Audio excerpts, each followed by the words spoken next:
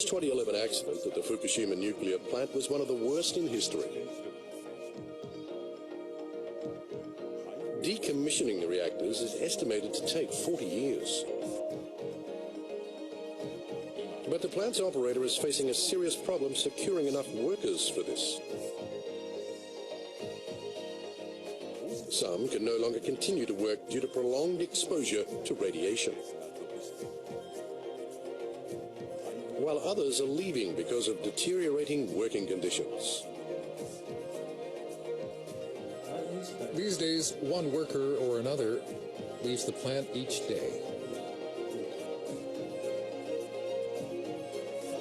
A recent study by NHK has revealed that the plant operator had overestimated the number of workers available for the decommissioning.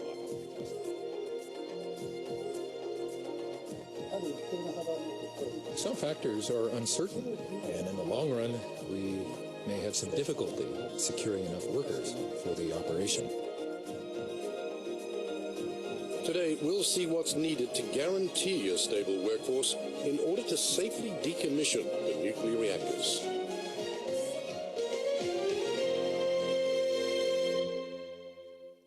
Welcome to today's close-up. I'm Hiroko Kuniya. Nuclear experts say it will take 40 years to remove all the spent fuel rods from the storage pools, take out fuel rods from 3 reactors in which a meltdown took place, and dismantle all the reactors, a task of unprecedented difficulty.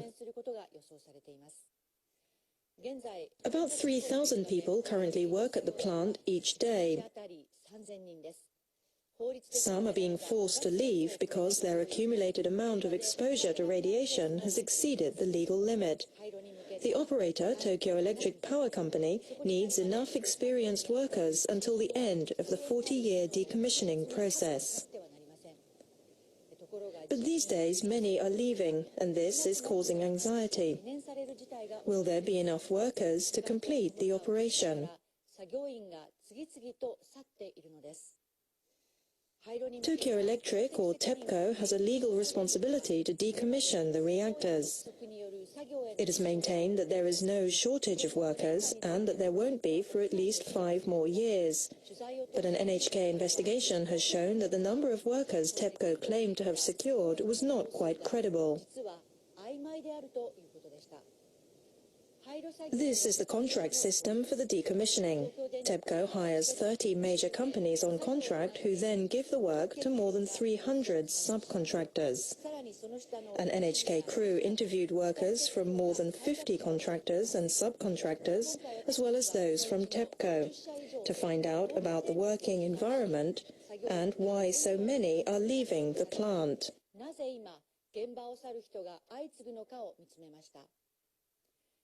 First, we'll look at the working conditions of those keeping the reactors in a state of cold shutdown. It's 6 a.m. Akira Shiga is heading to the Fukushima Daiichi nuclear power plant. For 6 years, he's been working there as a subcontractor, just south of his hometown of Namie.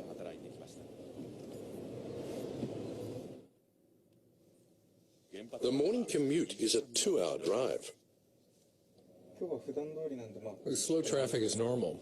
When I leave home a little late, the jam gets even worse.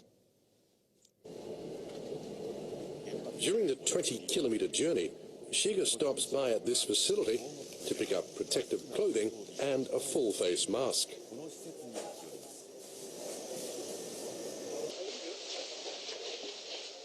His job is to install lights at the plant. He says doing the job in full protective gear is extremely taxing.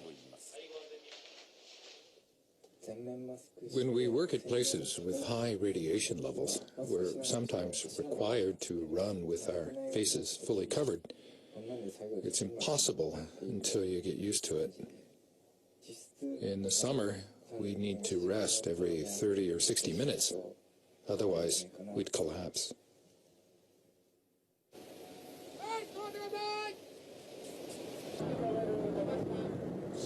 Shiga has seen nearly 10 of his colleagues leave the plant over the past 6 months. He and himself is undecided about his future.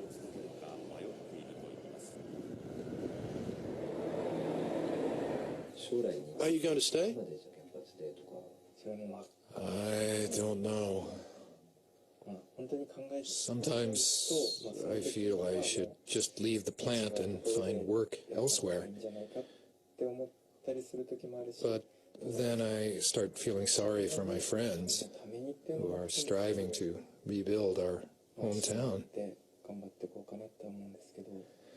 That's when I think I should hang on and work hard with them. I just can't decide. Why are workers leaving the plant? One reason is the persistently high radiation levels.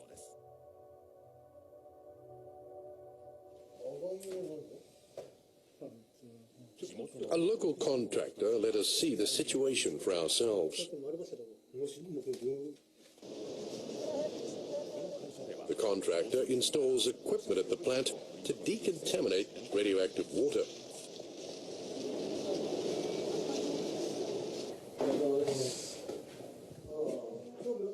One worker returns to the office after a day's work.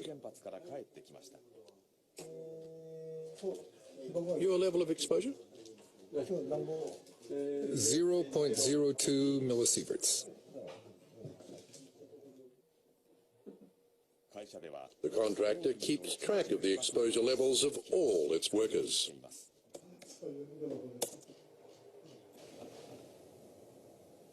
On average, workers at the plant are being exposed to nearly 10 times more radiation than at other plants.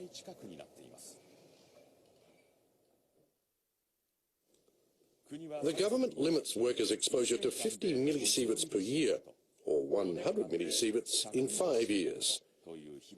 Those who breach this limit can no longer work at nuclear plants.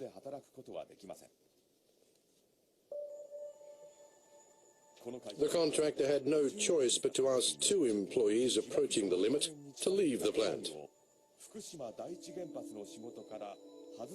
The exposure levels of the remaining 18 workers are also rising each day.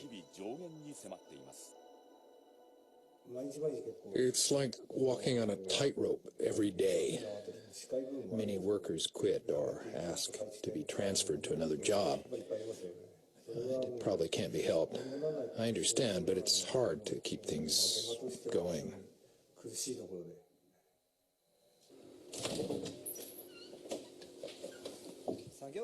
Another reason behind the exodus of workers is the decline in working conditions.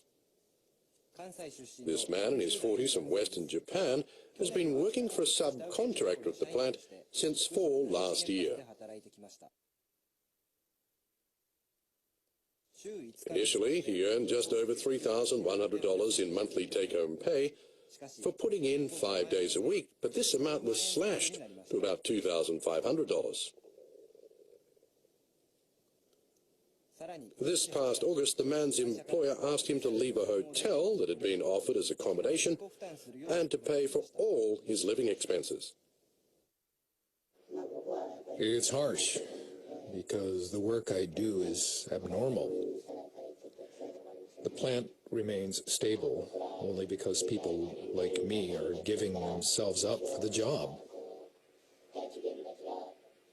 Asking them to accept poor working conditions and driving them into a corner isn't fair at all.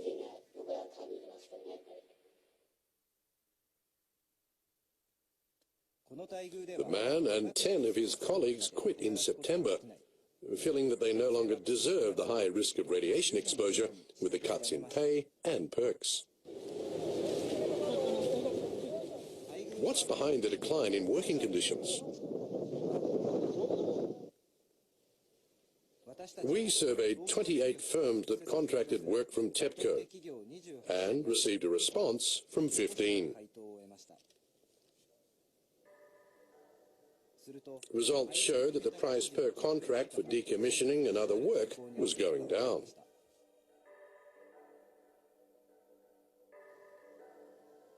Of the 10 firms that said prices were declining, 8 said that one reason was increased competitive bidding by TEPCO to save money. Stiffer competition led to smaller winning prices, which in turn dealt a blow to workers' wages.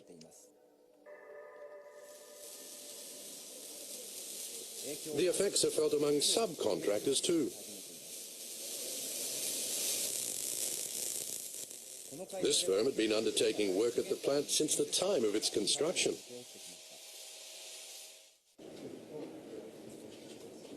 It says unit prices per contract began falling by about 30% early this year. We've been involved in the plant since its birth and hope to remain so until its very end. But if things remain as they are, the company's future is doomed. Other local contractors probably all face a similar predicament. There are also growing concerns that the number of workers with the necessary expertise to handle decommissioning could run out. This company that manages and maintains nuclear plant instruments hasn't been able to recruit a single worker for the plant since the accident. If nothing changes, there'll be no young workers at the plant in future. I think that's very clear. Funding for contracts must be balanced with the need to secure manpower. Without such thinking, the future is bleak. Joining us is our reporter Yuzo Notsuhara, who has been covering the story. We saw that many workers are leaving the Fukushima Daiichi plant. How high is the turnover? More than 20,000 people have worked at the plants since last year's accident, but the turnover number is not available. Studying the plant 20 months after the accident, however, I think that number is pretty high. Many workers in areas with high radiation levels are quitting. They have to leave in around 3 months when their level of exposure is almost at the safety limit. Recently, deteriorating working conditions are also making others leave. At a local job placement office, many jobs at the plant are offered at around $125 a day or $2,500 a month.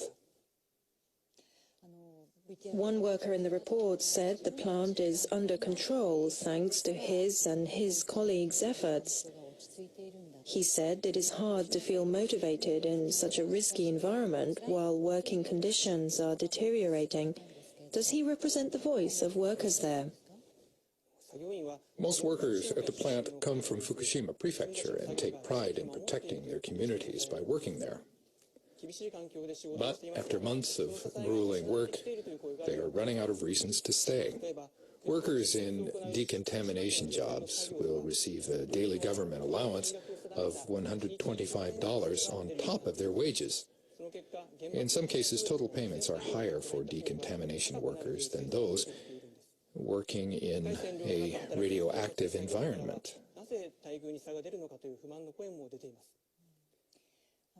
Can TEPCO get the necessary manpower for decommissioning? TEPCO has maintained that it can and says this is supported by the number of workers who have registered to work at the plant. It says that number is far above the manpower needed for the time being. But our investigation has proven otherwise.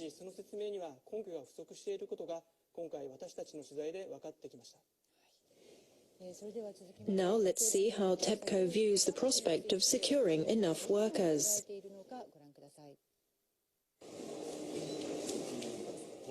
In July, TEPCO revealed an outlook on the reactor's decommissioning process. The number of registered workers is more than we need. A TEPCO spokesman said while they need 11,700 workers this year, 24,300 are registered to work at the Fukushima Daiichi plant. The spokesman said there is no shortage of workers.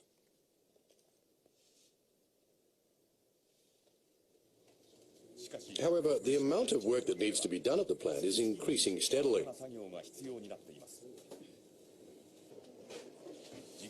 This major construction company is one of the contractors getting rid of debris.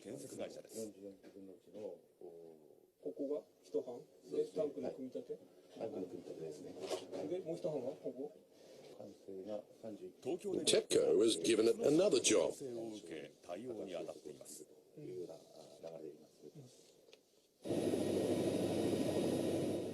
The construction of gigantic tanks to store contaminated water.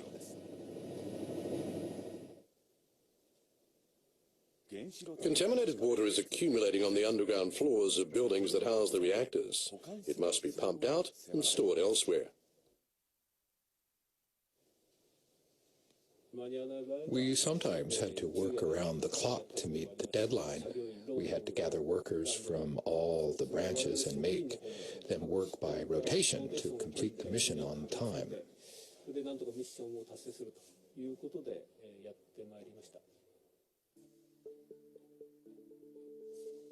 A total of 900 tanks have been set up to store contaminated water. But more are likely to be needed soon, and that will require more workers.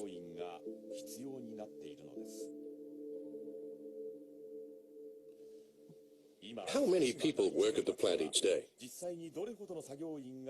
Using papers provided by TEPCO, we indicated where the workers were on a particular day in September. This can be seen by the yellow figures, which show that workers are operating all over the plant compound, including where contaminated water is stored.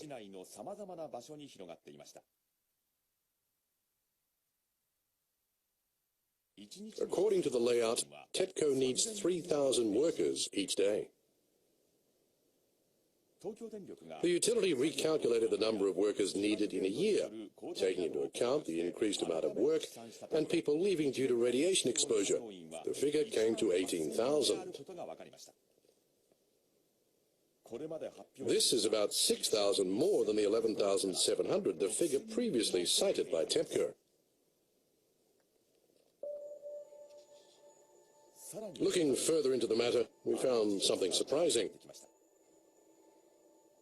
TEPCO claimed to have secured 24,000 workers, but this was actually the total number of people who had worked at the plant in the last 19 months since the accident.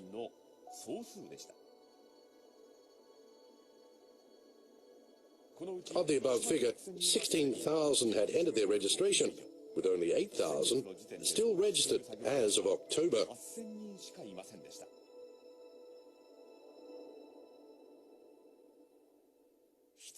While the amount of work is increasing, we now know that the number of workers the utility claims to have secured is less than initially announced. We asked TEPCO whether they really do have enough workers. Some factors are uncertain. Many people work at more than one place. They leave the site, go elsewhere, and then return to register. I suppose the total number is not very different from what we had announced. TEPCO maintains there's no problem for now, because they only need 3,000 workers a day and already have 8,000. But it admitted there could be a problem in the long run. Don't you feel anxious because more workers are needed than initially thought? In the long run, we may have some difficulty securing enough workers for the operation. So we must put a lot of effort into securing and educating workers. The Agency for Natural Resources and Energy supervises the decommissioning. We asked how the government was planning to secure the necessary manpower for the estimated 40-year process of dismantling the reactors. We'll look at what's happening. If there are problems that need improving, we'll acknowledge them as problems. People may say it's too late, but we believe that the first step is to listen carefully to the voices of those on the front lines. Today's guest is Chuo University Law School professor Junji Annen, who knows TEPCO and its management well. Securing enough manpower is a critical part of decommissioning the plant. But we have seen that TEPCO is yet to have a good grip on the exact number of available workers. How difficult is it to get that number? It can be difficult because the number of registered workers changes over time. Furthermore, regions hit by last year's disaster tend to be short-handed because of a post-disaster jump in labor demand. To know the number of available workers, TEPCO's head office and the plant need good communication. I suspect the utilities head office does not fully understand the work environment at the plant. TEPCO's admission that it is concerned whether it can continue to provide adequate manpower is a step in the right direction. TEPCO is also concerned whether it can boost employee retention so workers' skills stay within the company. Yet, as we saw in the report, young people are shunning the nuclear plant. This is serious, isn't it? Indeed. Decommissioning the plant alone is said to take 40 years. In future, Japan will have more aging reactors to take offline. Power companies will face the same need for engineers and workers. Considering this future prospect, the lack of young workers is a serious problem. The knowledge and experiences of those at the Fukushima plant must be precious. Yes, as precious as a national treasure. What must be done to maintain workers, their skills and experiences over the long term? That's a tough question. We must not forget that the plant is being kept in a state of cold shutdown thanks to the efforts of its workers. We should pay respect to and thank them for their efforts. Other than that, what's needed most is money. Wages must be kept above a certain level. Workers approaching their radiation exposure limit should be able to find a job after leaving the plant. Their health should be checked every 5 to 10 years. Health care should be provided. All these services cost money. To cover increasing costs, TEPCO raised electricity charges on September 1st. In return, the utility is required to cut costs deeper and streamline its management. But in doing so, it put more projects on a competitive bidding. Drops in contract prices eventually caused a strain on workers' wages. With another rate hike looking to be harder to sell, how can TEPCO manage to cover rising costs? That's another difficult question. Given that the company needs money, it has two options: to raise electricity bills or get an injection of public funds. TEPCO raised electricity charges only recently. It is paying for the decontamination, decommissioning, and compensation to those affected by the disaster. It cannot keep paying all of these. The government will have to step in. Nuclear power was introduced as a national policy and has benefited us all. We should shoulder the cost of cleaning it. Not just TEPCO. No, because it cannot. If the taxpayers' money is to be used, TEPCO will be asked more pointedly whether it has done everything to cut costs, won't it? There will be fresh calls for TEPCO to streamline. It still has idle assets and subsidiaries to sell. It can also negotiate with its contractors to reduce repair and other costs.